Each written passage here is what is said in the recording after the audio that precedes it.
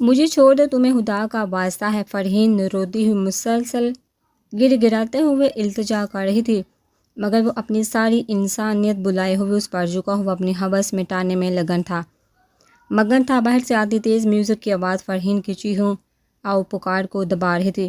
مسلسل مزاحمت کرتی فرحین کبھی اس کا منہ تو کبھی بال نوچتی تو کبھی اس کی شرٹ اپنی مٹھیوں میں دبوچتی تھی، مگر اس وقت اس شخص پر شیطان غالب تھا۔ وہ اپنی ہوس مٹا کر فرحین سکتے تڑپتے وجود سے پڑے ہٹا تو فرحین نے پاس پڑی مٹی میں اٹے اپنے دوپٹے سے اپنا نیم برہنہ وجود ڈانپنے لگی۔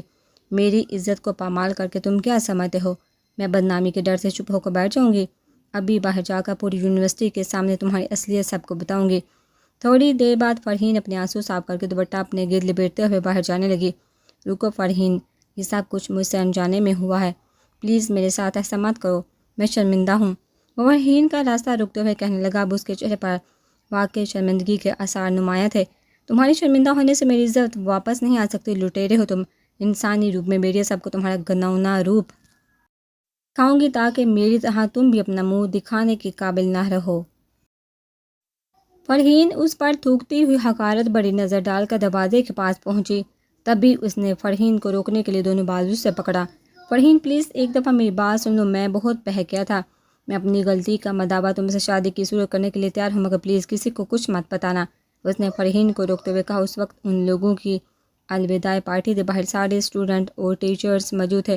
وہ غلطی؟ تم اسے غلطی کہتے ہو؟ گناہ کیا ہے تم نے، گناہ گار ہو تم جیسے گھٹیا نفس کے غلام سے شادی کرنے سے بہتر ہے میں خودکشی کر لوں۔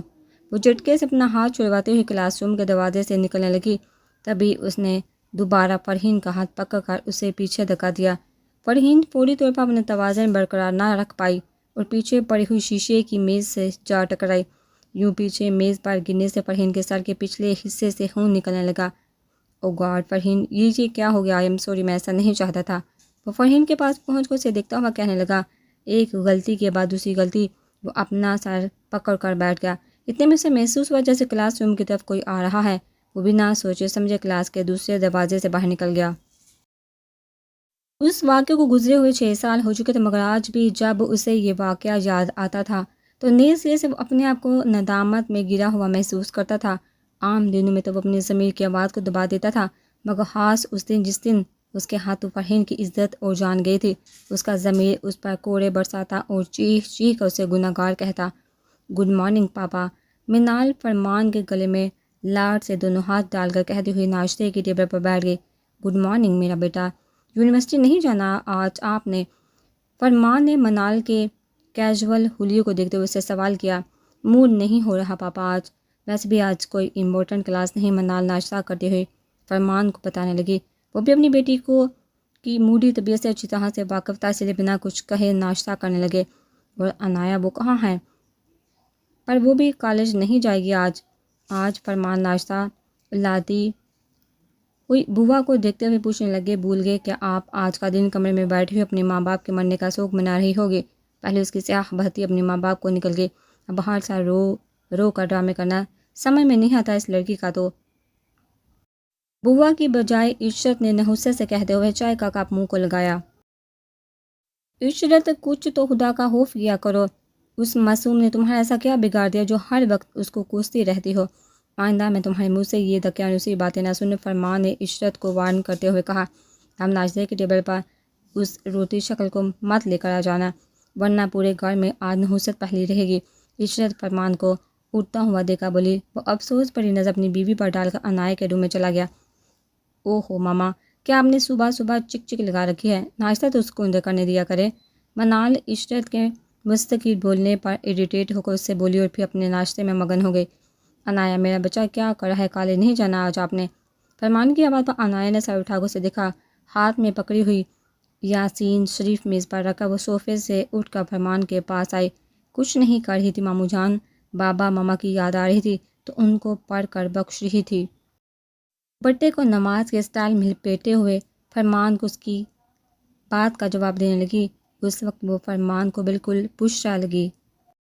انایا ہو بہو بشرا سے ملتی تھی، بالکل اسی کی طرح خوبصورت۔ فرمان نے آگے بڑھ کر اپنی بانجی کو گلے سے لگا لیا۔ یقیناً آج آپ اپنے کالج نہیں جائیں گے، چلیے پھر اپنے ماموں جان کے ساتھ ناشتہ کر لیں۔ فرمان اسے باہر ناشتہ کرنے کے لیے لے کر جانے لگا۔ اسے معلوم تھا تھوڑی دیر بعد وہ آفس چلا جائے گا، اور پھر عنایا عشرت کے ڈر سے سارا دن اپنے کمرے میں موجود رہے گی۔ ایسا شروع سے ہوتا آیا تھا۔ جس دن خالد اور بشرا کی برسی ہوتی، عشرت کا رویہ عنایا سے عام دنوں کی بانسبت اور زیادہ سخت ہو جاتا۔ وہ ہر کسی چھوٹی سی بات کو لے کر عنایا کو ڈانٹتی، اس پر چیختی چلاتی، اور جب عنایا کا دل بار آتا اور وہ روتی تو عشرت اس کو رونے بھی نہیں دیتی۔ عشرت کو لگتا کہ عنایا کے رونے سے اس کی نحوست کے اثرات پورے گھر میں پھیل جائیں گے۔ ماموں جان مجھے اپنے کمرے میں ہی رہنے دے، ویسے بھی ابھی بھوک نہیں لگی، اگر بھوک محسوس ہوگی تو بوا سے کہہ دوں گی۔ بڑی ہونے کے بعد جب سے عشرت کا رویہ عنایا نے محسوس کیا تھا، تب سے وہ آج کے دن کوشش کرتی تھی کہ عشرت کے سامنے نہ آئے۔ ٹھیک ہے، میں بوا سے کہہ دیتا ہوں وہ آپ کا ناشتہ یہیں بھجوا دے۔ بیٹا آپ جو اس طرح حساس مت ہوا کرو، لوگوں کی باتوں اور رویوں کو اپنے دل سے لگانا چھوڑ دو۔ وہ ناشتہ لازمی کھا لینا ورنہ آپ کے ماموں جان کو برا لگے گا۔ فرمان عنایا کو سمجھائے گا، اس کا گال تھپتھپاتا ہوا اس کے کمرے سے نکل گیا۔ فرمان اور بشرا دو بہن بھائی تھے، دونوں ہی میں بچپن سے بہت پیار تھا۔ ان کے والدین نے اپنے بچوں کی شادی اپنی آنکھوں کے سامنے کر دی۔ عشرت عادتاً سخت طبیعت کی مالک ہونے کے ساتھ ساتھ فرمان سے شکل و صورت میں کم تر تھی، اور بشرا سے اس کا روایتی نند باوچ والا رشتہ تھا، جس کی بڑی وجہ بشرا کا رنگ روپ تھا۔ بشرا خوبصورت ہونے کے ساتھ ساتھ ایک اچھے دل کی مالک تھی۔ اسے عشرت کی طبیعت کا اندازہ بخوبی ہو گیا تھا۔ اکثر وہ اس کے رویے کو نظر انداز کر دیتی تاکہ گھر کا ماحول خراب نہ ہو۔ اکثر محفلوں میں یا کسی تقریب میں جب عشرت کے سامنے بشرا کو سہا جاتا تو عشرت اس سے اندر ہی اندر جلتی رہتی۔ عشرت کے ہاں جب منال کی پیدائش ہوئی تو اس نے منال کو دیکھ کر خدا کا شکر ادا کیا کہ وہ رنگ روپ میں اپنی پھوپھو نہ سے ہی مگر باپ کا جیسی تھی۔ صاف رنگت والی منال گھر بھر میں سب کی لاڈلی تھی۔ منال جب 3 سال کی تھی تب بشرا کے گھر میں عنایا کا جنم ہوا، مگر دن بدقسمتی سے بشرا کے لیے اچھا ثابت نہیں ہوا۔ اچانک دل کے پڑنے والے دورے سے بشرا کا شوہر خالد حقیقی الہی سے جا ملا۔ سبھی کو اس کے جوان موت کا بہت دکھ تھا۔ عنایا کی پیدائش والے دن خالد کی موت کو لے کر لوگوں میں چہ مگویاں ہونے لگی۔ لوگوں نے عنایا یعنی بشرا کی بیٹی کو منحوس کہنا شروع کر دیا۔ ایسی باتیں بشرا کے دل کو چیر دیتی۔ بشرا کی ساس نے بھی اسے عدت پوری کے بغیر اپنے گھر سے نکال دیا۔ ان کا بھی کہنا تھا کہ وہ یہ بچی منحوس ہے۔ یوں بشرا روتی ہوئی اپنی 9 مولود بچی کے ساتھ فرمان کے گھر پر آ گئی، جس پر عشرت کا اچھا خاصا منہ بن گیا۔ اور اس بات کا اظہار وہ وقفے سے بشرا پر طنز اور طعنوں کی صورت کرتی رہتی۔ عشرت کو عنایا ایک آنکھ نہیں باتی تھی، کیونکہ عنایا بشرا کا دوسرا عکس تھی، یعنی رنگ روپ شکل صورت میں وہ اپنی ماں کی طرح خوبصورت تھی۔ عشرت عنایا کا مقابلہ اپنی بیٹی منال سے کرنے لگی۔ وقت آہستہ آہستہ گزرتا جا رہا تھا۔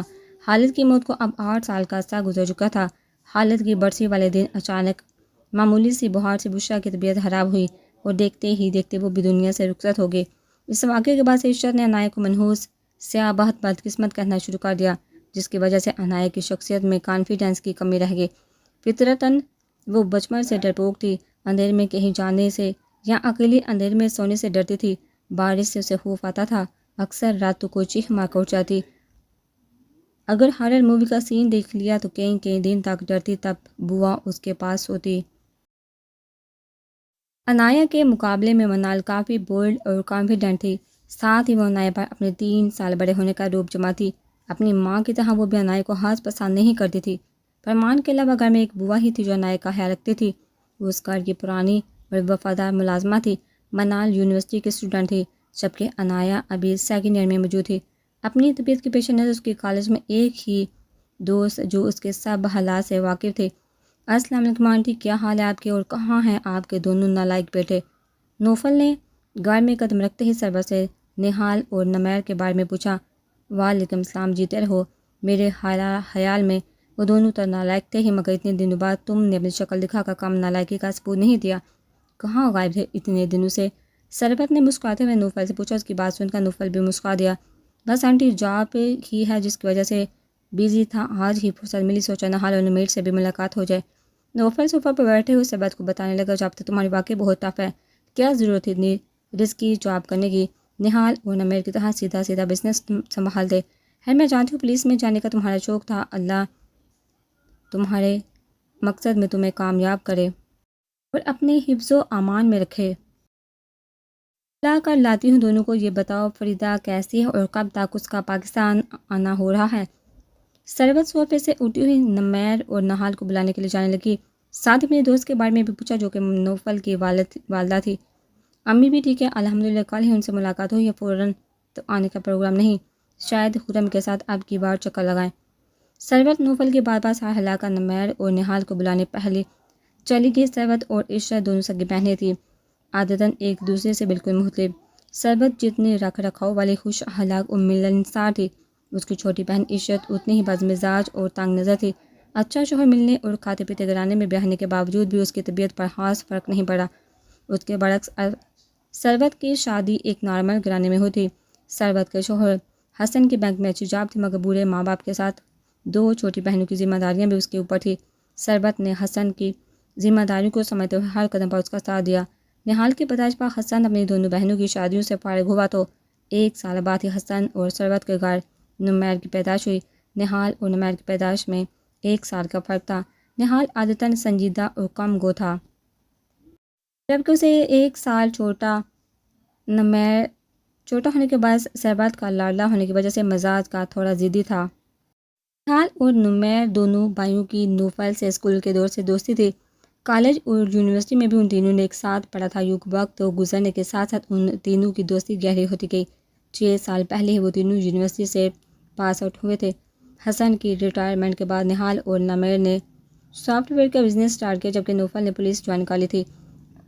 1 سال پہلے حسن کا انتقال ہوا تھا، جس کی وجہ سے سربت خود کو تنہا محسوس کرتی۔ اب وہ نہال کی شادی کا سوچ ہی تھی اور دوسری طرف وہ نوفل کو بھی یہی مشورہ دیتی تھی۔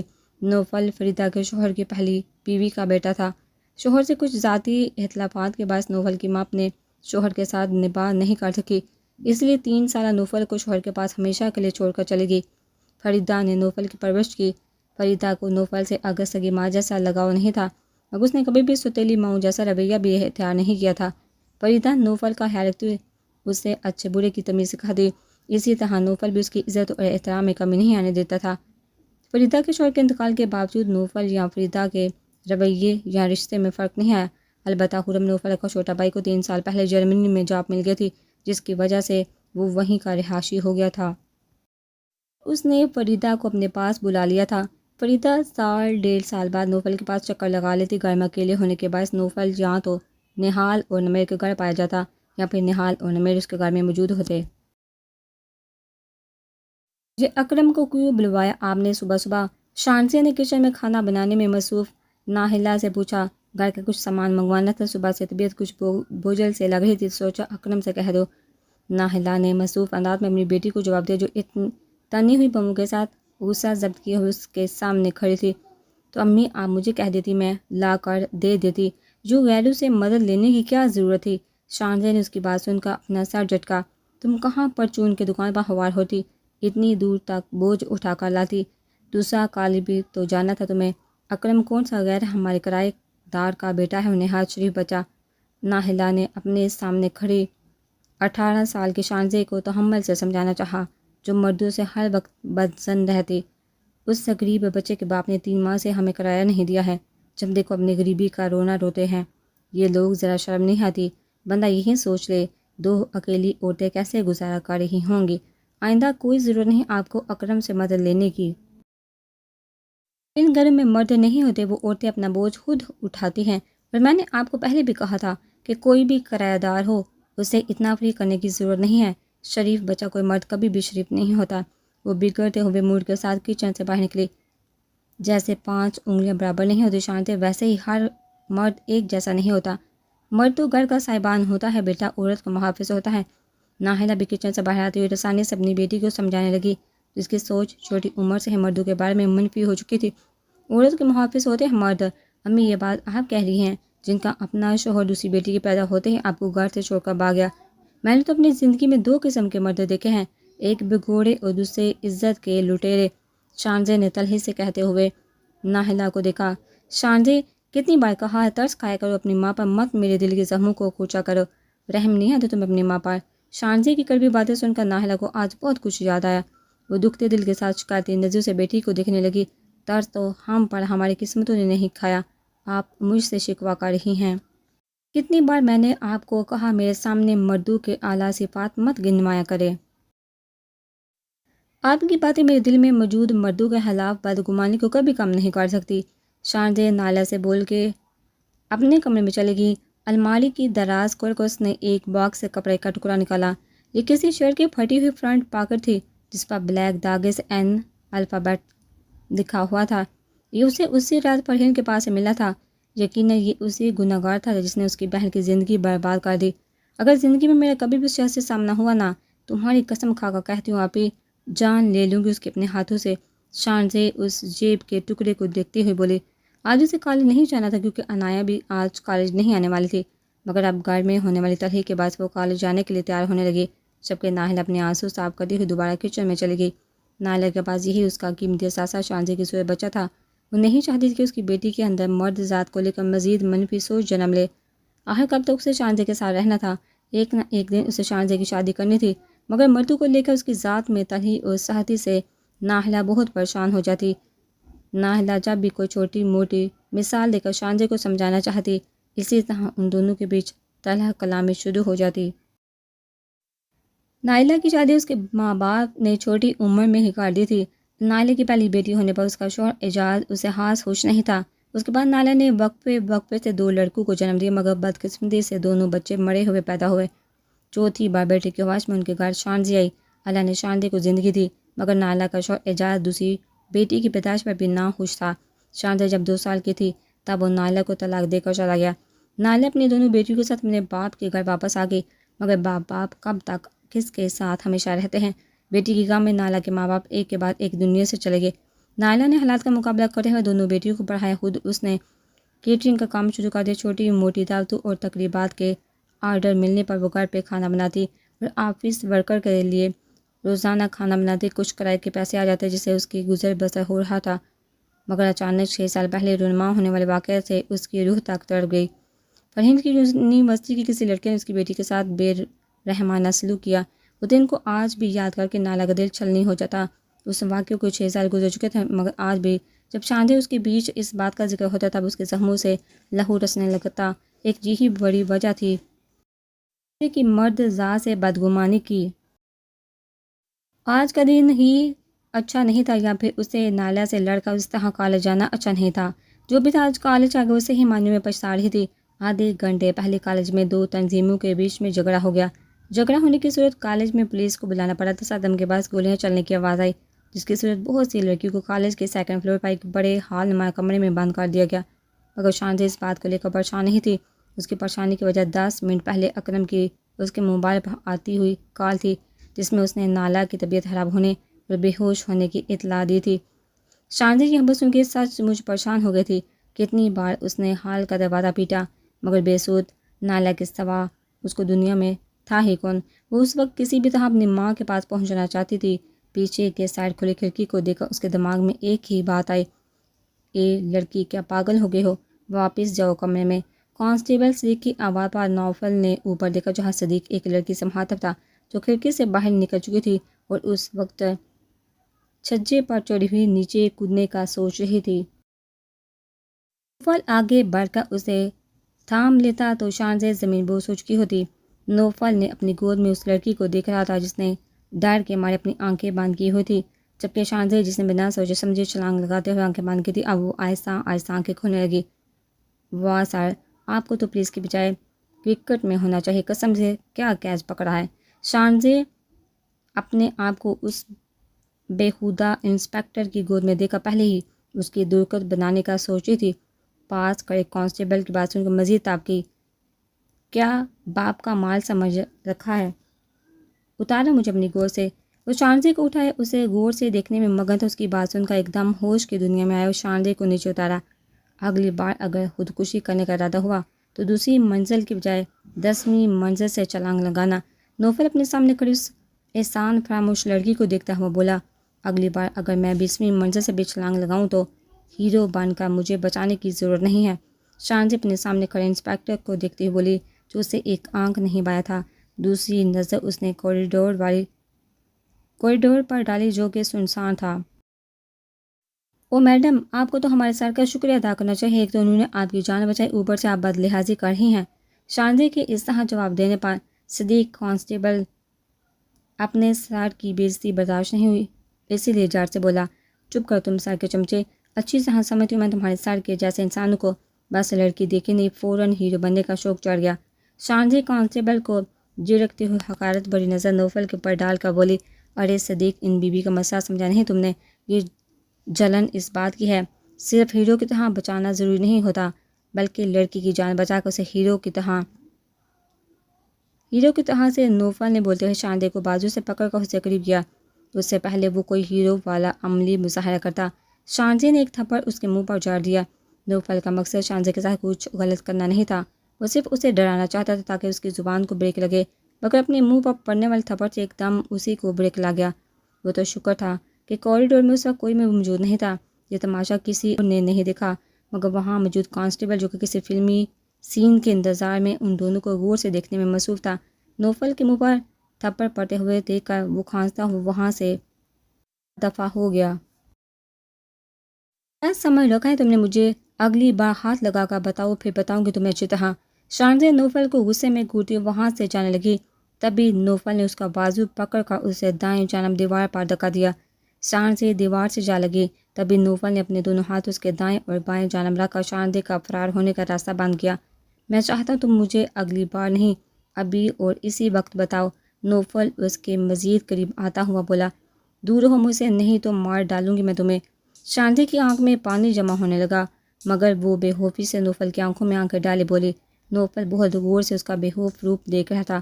اس وقت کوریڈور سنسان تھا، اس کے ساتھ کچھ بھی کر سکتا تھا، اور اس سچویشن میں کوئی اور لڑکی ہوتی تو یقیناً ڈر بھی جاتی، مگر اس لڑکی میں نوفل کو کچھ خاص بات لگی۔ اس کی آنکھوں میں نمی بے بسی کے باعث تھی، مگر وہ نوفل سے خوف کھائے بغیر اس کی آنکھوں میں دیکھ رہی تھی۔ انٹرسٹنگ، نوفل کہتا ہوا پیچھے ہٹا۔ شاندے تیز قدم اٹھاتی ہوئی کوریڈور سے جانے لگی۔ نوفل دور تلک اس کا پیچھا کرتا اس کو دیکھتا رہا۔ پولیس باقی کے حالات پر قابو پا چکی تھی۔ کلاس رومز میں موجود طلبہ کو کلاس سے باہر نکالا جا رہا تھا۔ تم دونوں تو گھر میں بھی آفس کی باتیں کرتے رہتے ہو۔ سرور نے تنگ آ کر نہال اور نمیر کی طرف دیکھا، جو کہ کافی دیر سے اپنی ہی باتوں میں مصروف تھے۔ جب بھی تو کہتا ہوں جلدی سے منال کو جہاں پر لے آئیے، آپ کی بوریت بھی دور ہو جائے گی اور میرا برسوں پرانا شادی کا ہوا بھی پورا ہوگا۔ نمیر سنگل صوفے پر اٹھ کر سرور کے برابر میں آ کر بیٹھا، جس پر نہال اور سرور دونوں مسکرا دیے۔ بے شرم لڑکے، کیسے اپنے منہ سے اپنی شادی ہی کی باتیں کرتے ہو؟ ماں کے سامنے سرور نمیر کے سر پر ہلکی سی چپت لگاتے ہوئے بولی۔ ان کی فیملی کے علاوہ خاندان کا ہر فرد جانتا تھا کہ نمیر اور منال ایک دوسرے کو پسند کرتے ہیں، تو پھر اور کیا کروں، اپنے حال کے چکر میں میری شادی بھی نہیں ہونے دیں گی۔ اس کو تو قیامت تک ویسے بھی کوئی لڑکی پسند نہیں آنے والی، ایسے ہی بوڑھا ہو جائے گا یہ۔ نمیر لاڈ سے سرور کی گود میں لیٹا ہوا بولا۔ مرا جا رہا ہے ماما یہ شادی کے لیے، آپ ایسا کریں کل ہی خالہ جانی کے پاس جا کر اس بے صبرے کا رشتہ کروا دیں۔ نہال مسکراتا ہوا سرور کو مشورہ دینے لگا۔ اس کے رشتے کی پہلے کیوں بات کروں، تم اس سے 1 سال بڑے ہو، پہلے تمہاری دلہن اس گھر میں آئے گی اور پھر بعد میں اس بے صبرے کی باری آئے گی۔ جلدی سے بتاؤ اگر کوئی لڑکی نظر میں ہے۔ سرور کی بات سن کر نہال کچھ بولتا اس سے پہلے نمیر بول پڑا۔ معلوم تو ہے آپ کو اپنے اس جوان جہاں بیٹی کے بارے میں، دنیا کے آدھے سے زیادہ لڑکیوں کو تو یہ اپنی بہن مانتا ہے۔ اب آپ ہی اس کے بارے میں کچھ سوچیے تاکہ میرا بھی نمبر جلدی آ جائے۔ نمیر نے سرور کی گود میں لیٹتے ہوئے اسے مشورہ دی، جس پر سرور مسکراتی چپکے نہال نمیر کو گور کر دیکھنے لگا۔ مجھے تو فرمان کی بانجی عنایت بہت پسند ہے، ہر لحاظ سے وہ سوٹ کرے گی نہال کے ساتھ، خوبصورت اور بہت فرما بردار بچی ہے۔ سرور نے اپنے دونوں بیٹوں کے سامنے اپنی چوائس رکھی۔ وہ دونوں ہی حیرت سے سرور کو دیکھنے لگے۔ جا ہو جانے کہ آپ اپنی دونوں بہو ایک ہی گھر سے لانے کا ارادہ رکھتی ہیں۔ مان گیا بھائی، نمیر نے سرور کو داد دینے والے انداز میں کہا۔ مگر ماما عنایت، نہال سرور کی بات پر چپ ہو گیا۔ کیوں تمہیں پسند نہیں عنایت؟ اگر کوئی اور پسند ہے تو بتاؤ، میں تمہاری چوائس کو اہمیت دوں گی۔ پہلے سرور نہال کو چپ دیکھا بولی۔ ایسی بات نہیں ماما، اچھی ہے مگر کافی چھوٹی ہے، میرا مطلب ہے وہ منال سے بھی چھوٹی ہے۔ نہال کی نظروں کے سامنے عنایت کا حسین چہرہ گھوم گیا۔ شبہ وہ حسین تھی اور بہت معصوم اور کم گو بھی، مگر وہ اسے کوئی چھوٹی سی بچی لگتی تھی۔ 3 سال پہلے ہی تو عنایت کے ایگزامز کے دوران فرمان کے کہنے پر اسے پڑھایا کرتا تھا۔ تب وہ سعادت مندی سے سر نیچے جھکائے اسے پڑھتی۔ ویسے بھی کبھی اگر ان دونوں کا سامنا ہو جائے تو اسلام کے علاوہ نہال سے کوئی ایکسٹرا بات نہیں کرتی، ورنہ کوئی نہال نے خود سے ایسی کو کوشش کی۔ 18 سال کی لڑکی چھوٹی نہیں، جوان ہوتی ہے۔ میری بھی اسی سال میں شادی ہوئی تھی۔ نہال وہ بچی مجھے بہت اچھی لگتی ہے، بے ذرا سی معصوم سی۔ ابھی سے نہیں، پہلے سے ہی میں نے ایسا سوچا ہوا تھا، مگر اس بات کا ذکر کسی سے نہیں کیا۔ اگر ایج ڈفرینس کو لے کر تم سوچ رہے ہو تو یہ کوئی ایسا ایشو نہیں جس کا بہانہ بنا کر منع کر دیا جائے۔ سرور نے نہال کو سمجھاتے ہوئے کہا تو وہ خاموش ہو گیا۔ ایک بار 2 بار عنایہ کا عکس اس کی آنکھوں کے سامنے لہرایا۔ اب کی بار وہ الگ انداز میں سوچنے لگا۔ اس کے دل کو یہ خیال اتنا برا بھی نہیں لگا تھا۔ اب چپ کیوں ہو؟ جواب دو۔ صاحبہ نہال کو خاموش دیکھا پوچھنے لگی۔ نہال نے صوفے سے کشن اٹھا کر نمیر کو دے مارا۔ اسے مانی ہیزی سے دیکھ کر مسکرائے جا رہا تھا۔ یہ پیٹے گا کسی دن میرے ہاتھوں سے۔ نہال مسکراتا ہوا اٹھ کر اپنے روم میں چلا گیا، جبکہ اسے اپنے پیچھے سے نمیر کا کہکہا سنائی دیا۔ ارے ماما پریشان نہ ہو، ایگری ہے وہ، آپ جلد سے جگہ عنایہ کے رشتے کی بات کر لیجیے گا۔ نمیر شربت کی گود میں اٹھ کر ہنستا ہوا اسے بولنے لگا۔